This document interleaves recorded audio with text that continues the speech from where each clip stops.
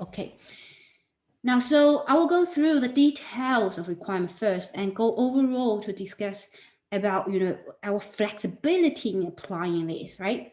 First of all, I mentioned you have to be relevant sectors, can be related to that. So SAP is one of the, SAP is one of areas. So security, we have someone who's actually he's not like what you think is really security person, because he's actually working for Coca-Cola, the security part of work.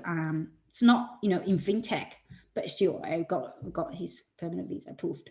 So this is really, oh, can you see my screen? I can't. Is that sharing? Am I sharing my screen with you?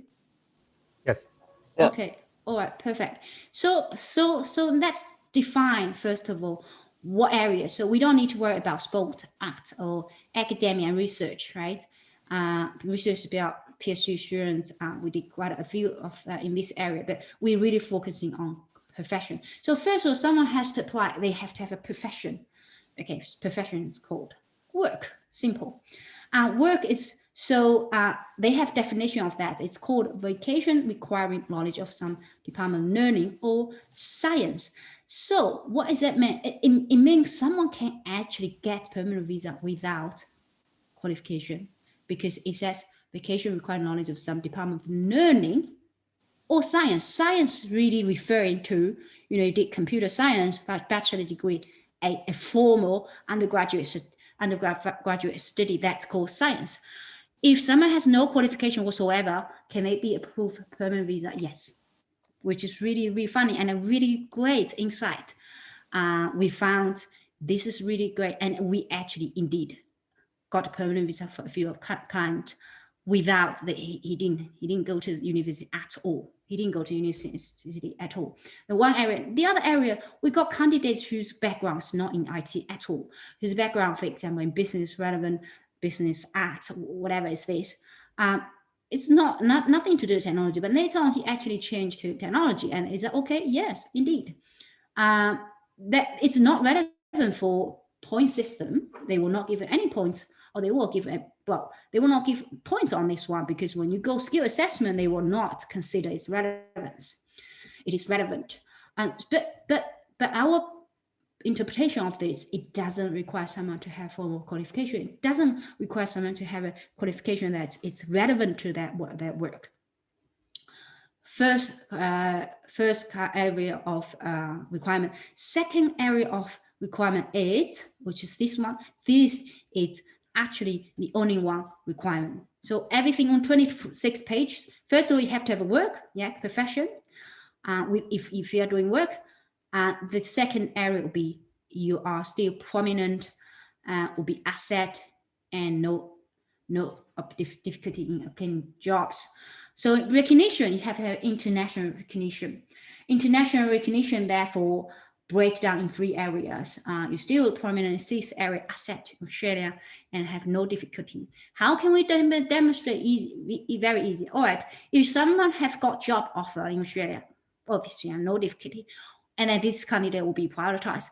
If someone who actually got clients in Australia, and they have all their own business in Australia, running business, and they have clients in Australia, yes, really they're able to, therefore, not obtaining employment, but becoming established independent. This is really referring this person going to start business in Australia. He's going to get clients, going to get paid. Somehow he's going to pay himself. Right, so this is actually really referring to start your own business. You have the ability to start own business. Now, in situation where candidates, for example, they don't have a job now because they lost jobs 6 months ago and they don't do anything now, can they meet requirement? Yeah. Why? Because they cannot show they have employment. You can't obtain employment because they are not employed now. They're not employed now. But if this person who actually started their own business, or just started out, or just started today, and then they say, oh, I'm going to establish myself independent because I start to get clients. I actually can get clients. And if they can demonstrate they have proposal, and this kind of business idea, it's sound, can we demonstrate this person will be become established independent? Yes, indeed, we can demonstrate that. Obviously, that will need some kind of evidence of that. For example, we'll assist with that. You know, you have to organize your so some of paperwork in this area, but this is really referring to someone who's actually don't have a job or is not employed. We do have quite a few candidates, actually entrepreneurs himself. Someone, we got candidate who's an investor himself, is an investor. Another candidate is an entrepreneur. He actually he left a job 6 months ago, started his own business, never got any client at all, working very hard, didn't have any, but she's got permanent visa. We have someone who's left job more than 6 months, but he has not been looking for a job because of current situation. And what we did is really to, you know, provide him the opportunity to seek for a job in Australia, and we point out quite a few famous company, and he got interviews, and he didn't get any you know, job offer. Obviously you can't, because at the early stage he didn't have any job offers at all, but got interview, and he's here in Australia now. He's here in South Australia, just entered Australia, I think two weeks ago. Now, so this is really flexible. If you're currently employed, then this will be good evidence. Now, obviously, we need to demonstrate, oh, you're employed, therefore, are you likely to be employed in Australia, and how can we demonstrate that? Now, this is another area, okay? So all the area will come with, you have international recognition. Now, this is actually called a consistent requirement for this requirement. They mention this, brightest and best global talent, right? So this is actually on the media, on the website. So website, all information on the website, the immigration department has no obligation whatsoever to provide correct information here. So they can be incorrect, and they can be 100% incorrect. So it is not about incorrect, what I think. I think this is about you know, promotion, right? When you write something in words, and you have to think about in a way, I want to attract people, I want to, but this is marketing material. They are not bound to it. So this is basic understanding of this. They are not bound to do that. So the decision maker, which is someone who decides whether or not it should be granted visa, they are not bound by this wording. This is only the information provided to audience, and they are okay to write any way they like. But why they write this way? Because that is their interpretation. This is the intention. So Australia, it's after the brightest and best global talent to work in seven future focus sectors, okay? And why we're doing this? Because we want this design to help grow our innovation and tech economies. So we want to be able to export technology instead of just export our mines or our you know, our food, you know, agriculture products. We want to able to export technology products, which because then we are able to sell globally. So this is intention. Now this is intention, but it's going to be really focused on this one when the department make decision. Okay. Now international recognition, what does it mean by that? And do I need to go to international stage and then connect this kind of awards and then have my name everywhere? No, no, because we are not meeting this, because we are actually meeting one of the requirement here, or all of the requirement here. International recognition therefore have a few interpretations. Okay, first interpretation is, okay, it says here, in order to understand or determine the applicant international standing, they should consider this. So decision maker, which is immigration officer, they should say, I'm not sure what I'm going to say. They say, okay, applicant rate at near a top of their field in their home country will be considered if they have an international recognized. Well, if this, okay, if this field is undertaken recognized in a number of countries. A very funny explanation. If this field is undertaken and recognized in a number of countries, it doesn't say if it is this field is internationally recognized, or it's top on their field. All right, it's top on. It is just saying what you're doing, it's relevant now. Okay, so if you're doing, say, design a system or helping the hospital authority to actually implement their LIS system, is that the work itself, is that recognized by anyone else? Yeah, it's our health system. It is. So in this phrase, it's really not referring to you yourself. It's what you're doing in that particular field. Is this work everybody knows, or it's recognized? You know, it's kind of, I know it's IT, it's kind of security. I don't know what's this, fintech, whatever it is. Is this field particular field? And what is field? What is that? What does that call field? Very vague. There's no definition of that. All right.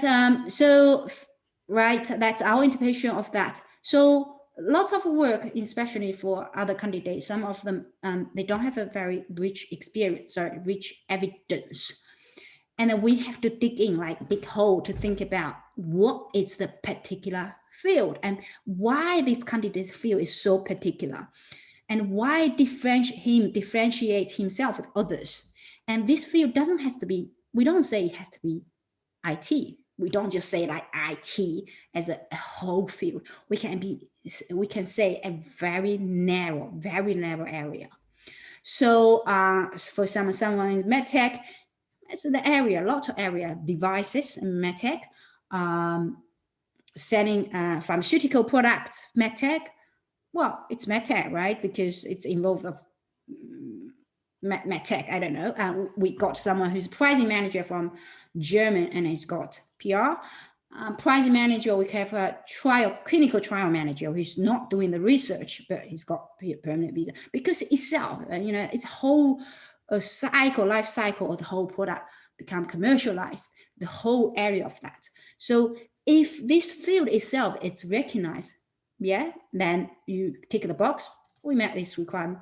And this second one, it's your achievement should be similarly recognized. Okay. So what's meant by the achievements be similarly recognized? This is referring to this.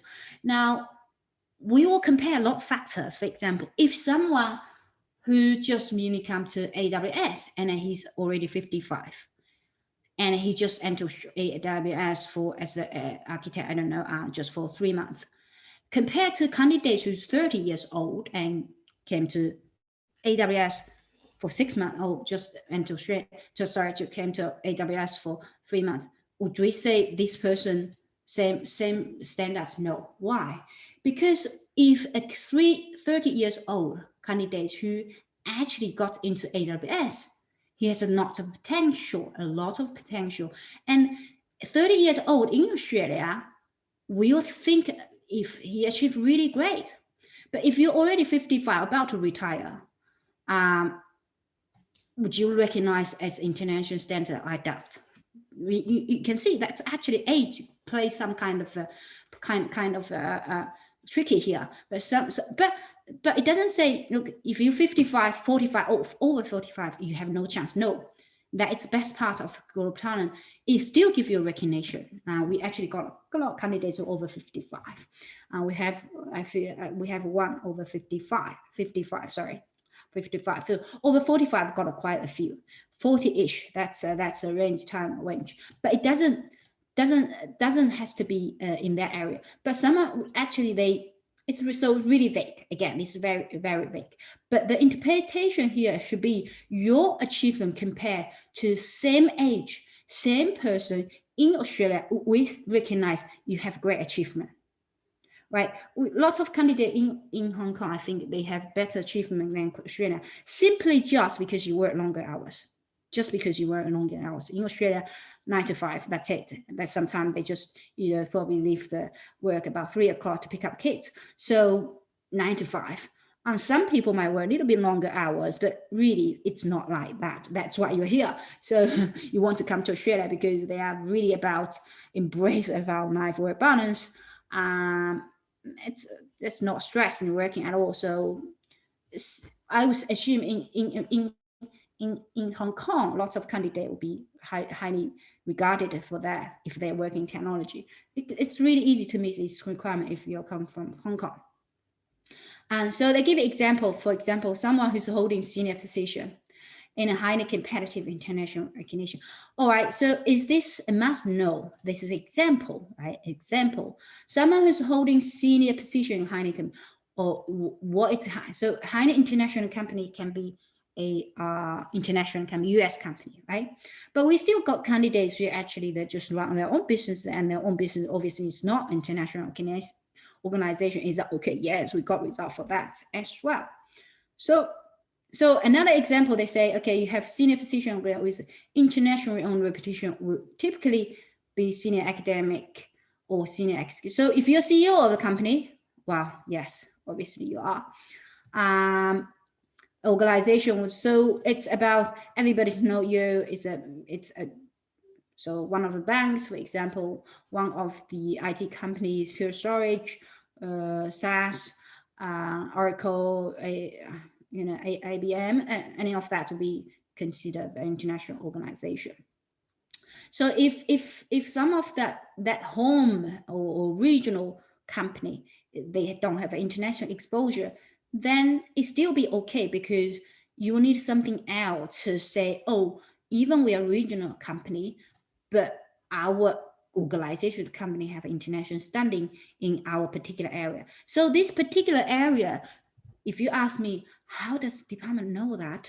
Is that it's really good or achievement? How did, yeah, lots of work is really referring, you're going to say it. You're going to say, you're going to dig the hole and find the gold. That's our work, just dig the hole, find the gold. Where is the gold? Keep digging it. But obviously you have to have a direction, like it's about in this area, so we dig. You can't just go to the desert and start digging. So you have to have a method, which is proven concept, to actually identify this area and then dig hole, then you are likely to find a gold.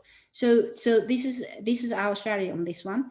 And another one is they have a established track record of holding senior organization in a number of countries. Obviously, in the current situation, it is really rare, to be honest with you, very rare candidates actually work for different countries. I don't think anyone will just for no reason they just jump for different countries, especially nowadays. Lots of work you can do at home. You don't even need to travel to organize different workplace. So you don't need to travel, and travel is a lot of hassle, taking your whole family to US and come back for some years. So this is really loose, this kind of policy. It's okay. And our explanation here is this: if this person applicant who actually works this same company for whatever 20 years, but his colleagues are around the world, and he has done quite a few jobs, different projects which involve with the other branches in US, in whatever country. And can we consider that this person has established track record of holding senior position in a number of countries? Yes, we will say yes. Even he did not physically go to the country, sit there and work for 5 years. If he had been engaged with working with his colleagues in different countries, then we'll consider it in a different number of countries, which be really flexible. Another one, okay, they have a major international project and this is really important. And we have to stress this. And this is lots of work really about project that you did in the past. And that's nowhere I can find out. And there's nowhere immigration can find out. That's really about what you say and what your work can provide these materials. And even these materials, marketing materials, absolutely fine. And then we've got a lot of cases, visa grounds, and where candidates has no evidence whatsoever. Apart from work, there's nothing they can show solid achievement. I can't show. But we encourage them to say, okay, write down your project that have international, wider reaching impact. I can give you an example of that, referring to hospital authority. One of the successful cases, who's a system analyst. He was not senior at all. But no evidence to say significant project. But then we asked him, you need to educate the immigration, just educate them, to provide information that your project has a wider reaching impact. And we provide a lot of, he provided a lot of information by saying, okay, what's the current situation in Hong Kong? What's the current situation in natural disaster? How many clinics, how many patients actually need to access this IT program? And then my important work is I'm in front line doing this, making sure the whole system, LIS system, it's implemented, whatever it's this, and just talk in writing, provide some graphics and links, everything, just show, oh, this is really important. And because the project is really important itself, but I'm part of it. So therefore, I have a wider myself completing this project, part of this project that has a wider impact. So you are not required to be a person, I did project myself.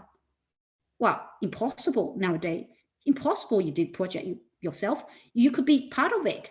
But obviously you need to demonstrate, you're not just assistant. You need to have some kind of autonomy or decision, or you can actually deliver the results. You can't just I'm just team member. You can't say that. But if you say I'm actually team lead who executed the whole project, then that's cool. Or if you're assistant manager, then I'm sure you have some area working. But it doesn't really so this kind of area is really referring to current project. Even some candidates, sometimes they misunderstand. They thought, in the past 20 years ago, I was top. I mean, I've got lots of award. 20 years ago, I was really, but what about what we're doing now? And they could not show anything what their current work, current company, current project, and they have nothing to say. And that what we have problem. Because you will not able to tell department that your project complete 20 years ago will have a wider impact. Because if you have a wider impact, you could have benefit from that project, which means you could have something related to it. If you can link these two together, awesome. Then we can, if we can link your past project to the current, achievement, but brilliant. That's perfect. But some candidate, perhaps they start IT and 20 years ago they start something, and now it's already outdated, and they just want to emphasize this. I was top in the class, or was top on this project. I was the first person pioneer this. If this is related to current work, also mention that. If it's not, don't, because it distracts from integration.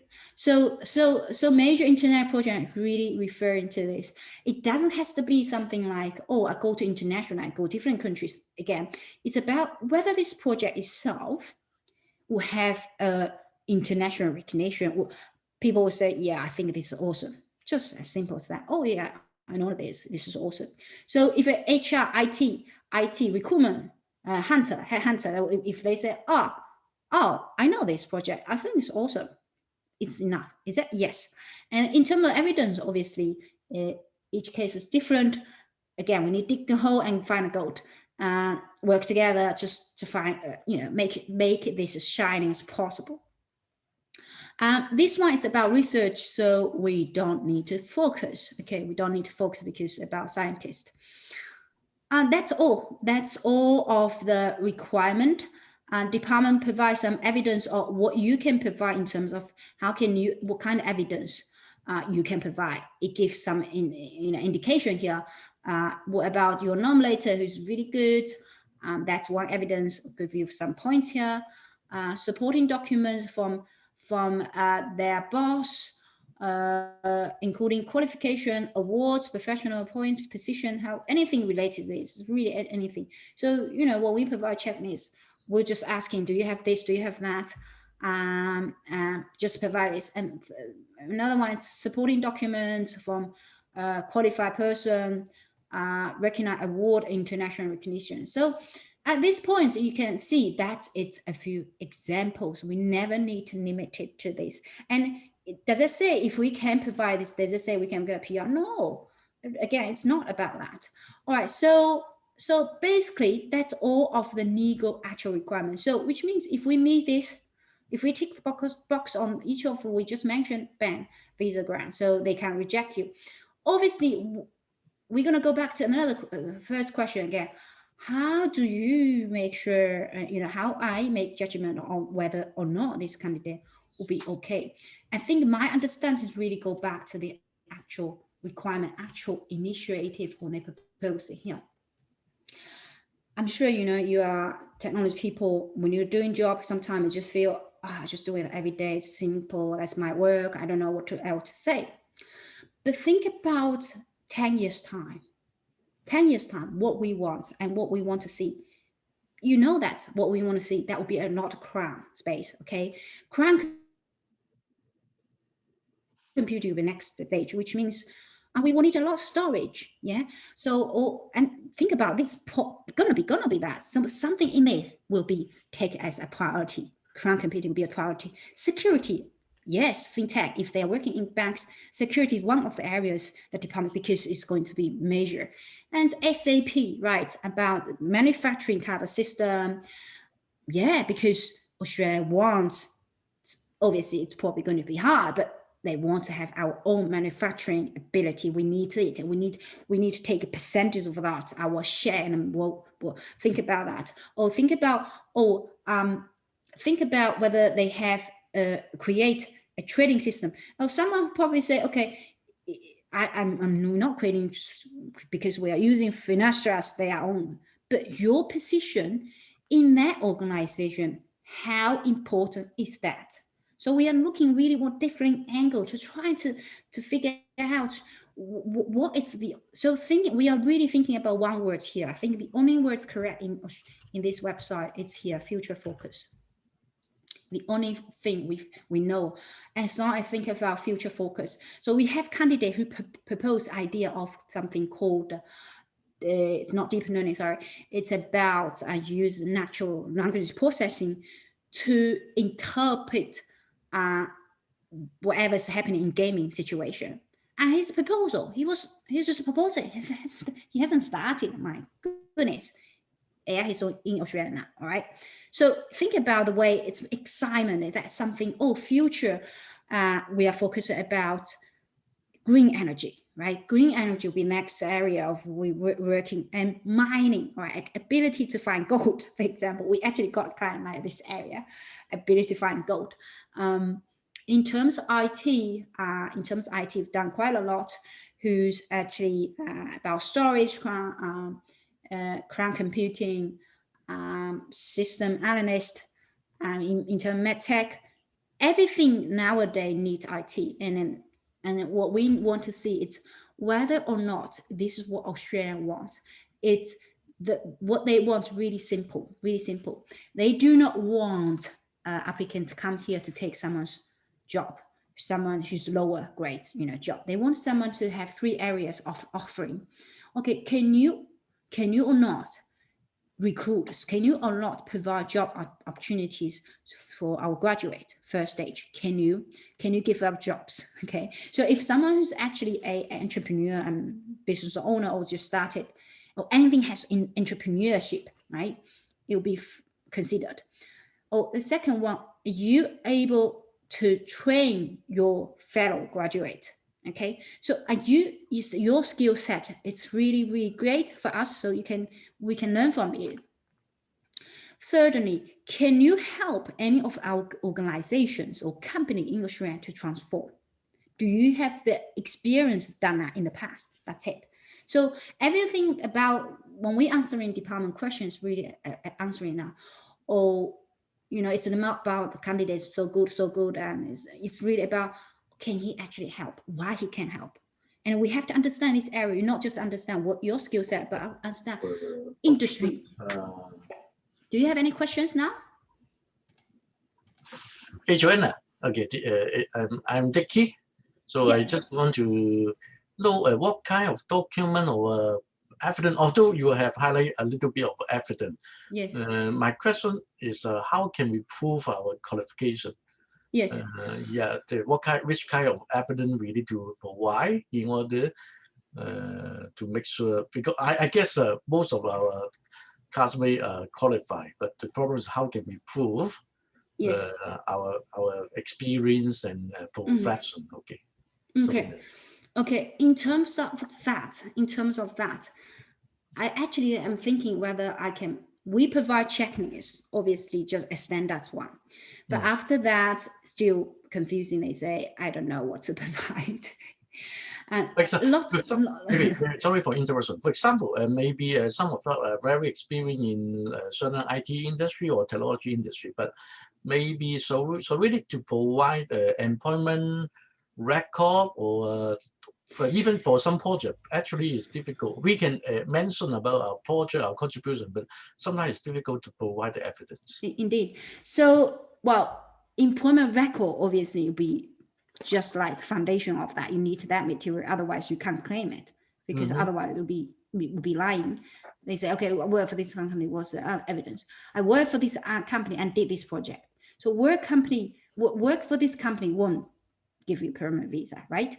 It's actually basically the entry requirement. You work for this company. So you need that. But in terms of, you mentioned about what can I show? Because it's really hard. It's about IT. Now, so in terms of that, we are really focusing on the area of, presentation. This is part of our strategy. Our winning strategy, including 3. One, it's positioning. So we'll position someone in one particular area. Positioning strategy, and third one, it's presentation. Now, position is really about, okay, all your classmates, they work in IT company or whatever companies, and they have daily works.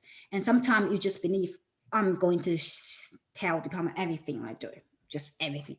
And I'm just when 2008, I started working as an intern, and you just tell everything. That it's not right, because it's confused them, right? So position, you pick a very, very small area, and then you trick in a way saying, 20 years, another side of 20 years, I have been consistently evolve myself. Now I'm an expert on this particular area, and that's very narrow. Say this. This is called position. And when we then start positioning, after that we say, okay, now if I want to define myself in that particular area, I'm going to provide evidence, what I can provide to the evidence. Now, evidence can come from all areas. For example, reference letters from your boss, reference colleagues, or anything that we're able to write. So our work, not to extend my visa. Pardon? Oh, nothing. It was I just unmute my my microphone because I just want to. It is different anyway. Share a little bit my experience. Like, Joanne, you asked me to provide the reference letter. I think reference letter is very important. I did some reference letter from my client, from my customer for the project I involved in the contribution. And also I have some reference letter from my ex-employee and also from my partner. The reference letter for my partner showing that we started a business, a sales in other country. Anyway, I think the reference letter is one of the important evidence. Very important. Also, yeah, very important. Okay. Very important. And it's really about position, because you don't want 3 reference letters, they tell different things, different story. Okay. So we want to emphasize this one. And then when we draft in the way, we draft in that area. So reference letter, something about Stephen, probably his case is wrong for reference letters. Lots of our other cases actually come from writing up themselves and writing up our industry report, because our understanding in that project, some of companies, for example, they have strict policy, company policy. It's really impossible for them to share. Right? It's really impossible. But now you may ask, oh, so in this case, I'm going to say, do they believe I'm right here? Yes. Why? The same question if I ask you, for example, I'm going to recruit one of you to come to join our startup company, which is we offer 300,000 per year. Awesome. And I have a job. Now we have HR people, or they start to questioning you, ask you, questions. Now, do you think I'll be able to make a decision on that day to say whether this candidate will be suitable for our company? Yes. Why? Because I check the consistency of the material you provide to me. Consistently including, perhaps, first of all, I ask you send me CV, a cover letter, telephone interview, psychometric text, technical interview, 3 times technical interview, and the final one, I'm just sitting there and saying, hey, I've got 5 interviewees today. I'm going to find someone. Today, I'm going to make a decision. Can I identify that person? Yes, I can. So you now ask me, oh, or it's impossible because I go to the place and I can't tell I'm still working my current company. So how am I going to, I don't have the materials. Are you going to stress about that? No. Why?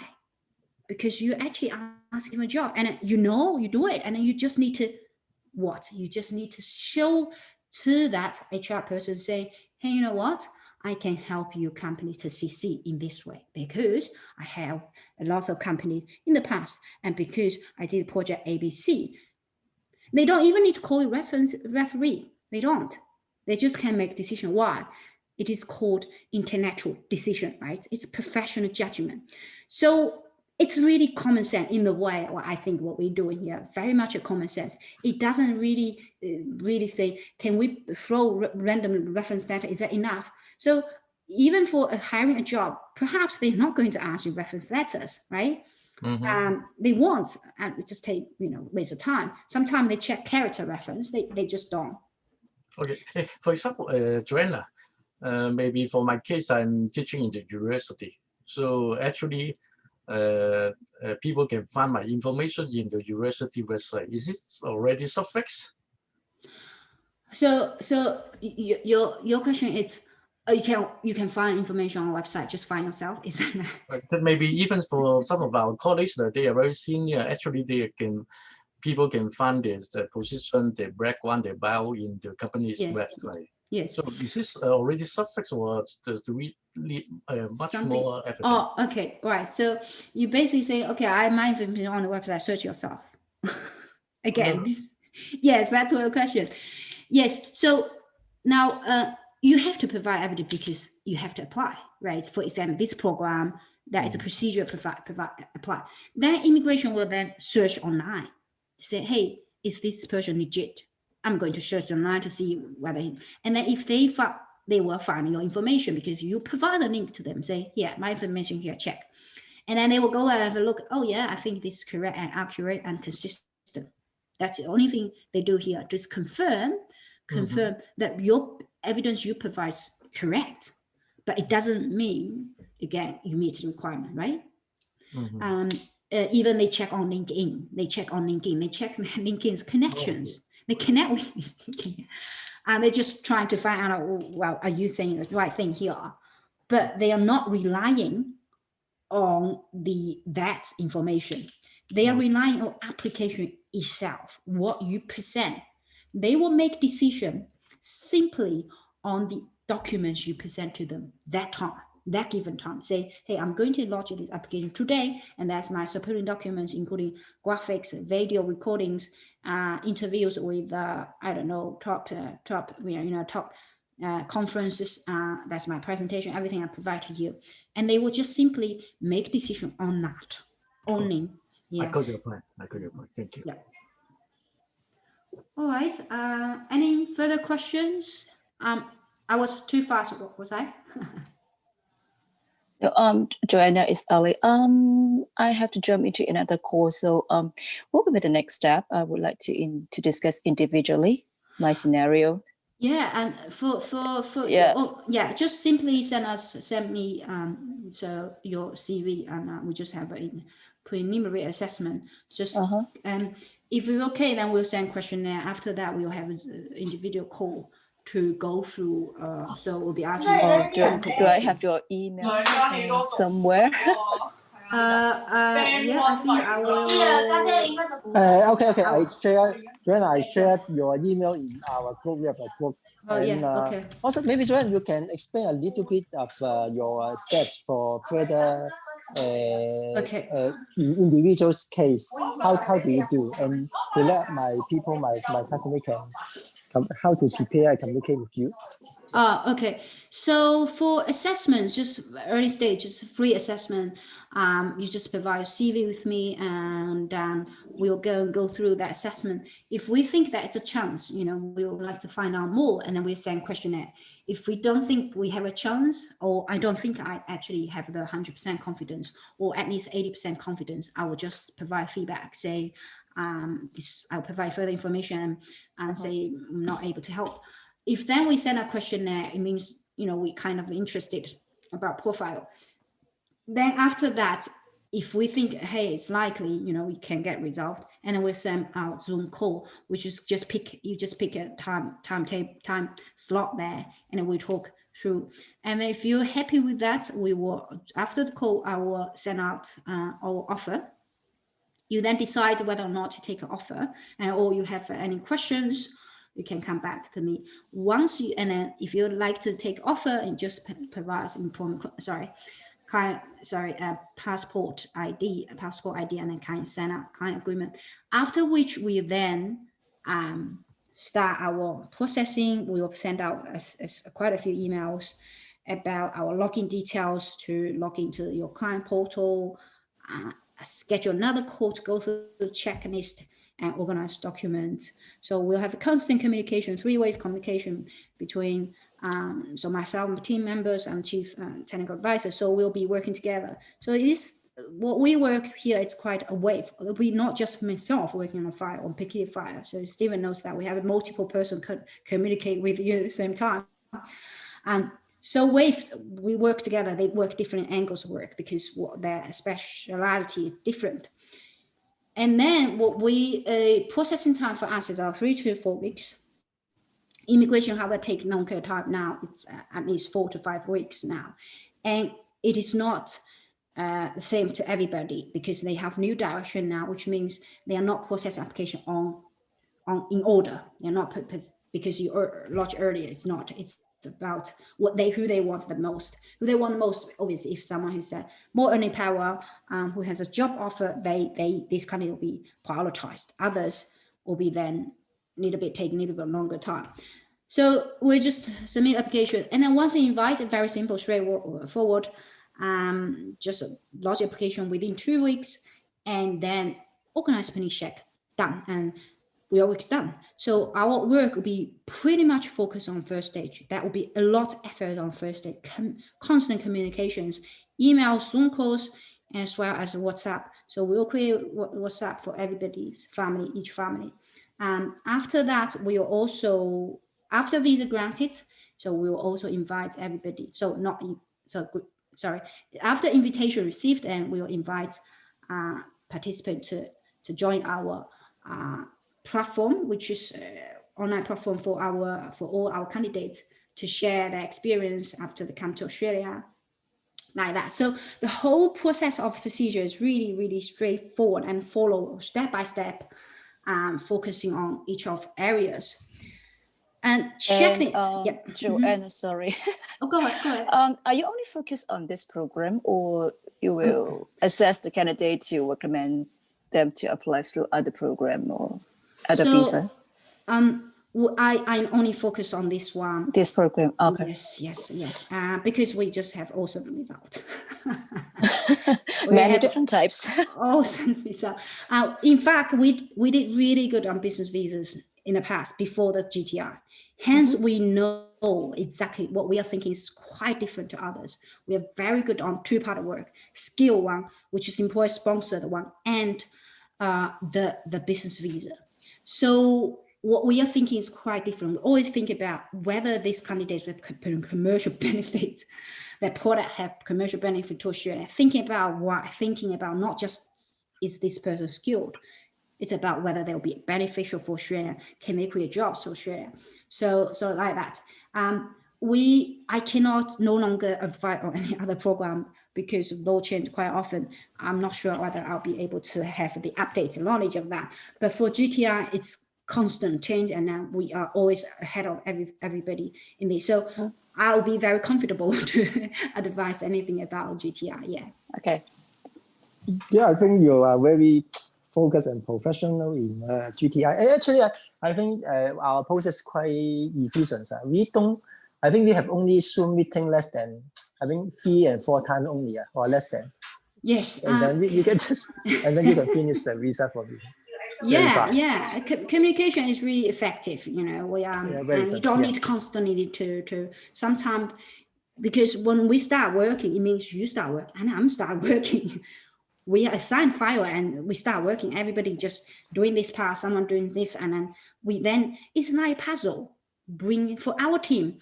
And so it will be a lot of work between myself, my team, and candidates themselves.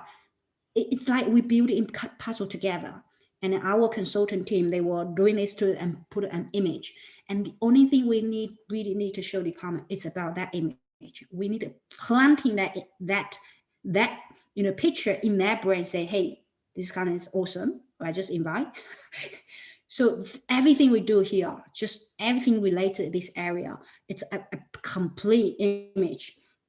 So communication, it's not necessarily come out with constant talk. No, email will be efficient. Sometimes quick questions, we always prefer WhatsApp text. That will be a lot better, and you don't need to, unless it's really urgent.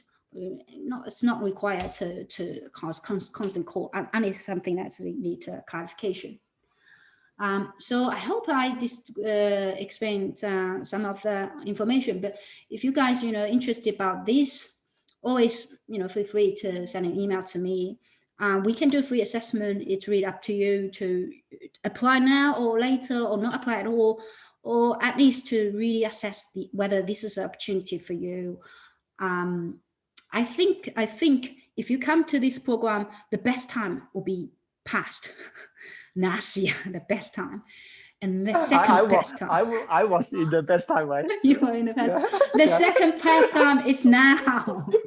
Yes, the second best time, it's always now, not future. Still good. Yeah. But is this longer? Do you take longer time now for getting the visa? It is not like the case. It is like this. They don't process application in order now. Okay. So we still have candidates got invitation in 2 weeks time, 3 weeks time. We still have that. But some candidates take longer because they then allocate differently. Say, hey, I need this candidate. Let me prioritize them now. And others wait. So they are not saying you lodge first, so I process you first. No, it's not like that. They do the first allocation before assessment. So someone we got invitation to last week. We got 2 invitations. One just lodged 2 weeks ago, and the other person's lodged in December. So it took 5-6 weeks, and it's normal now. I believe it's normal to others as well, just because of the law change on 20th of January. So about that new direction, which means if you have a stronger case, always, it's not us.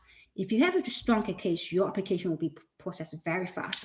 We have experienced someone got invitation within 2 days, second day got invitation, and quite a few of them.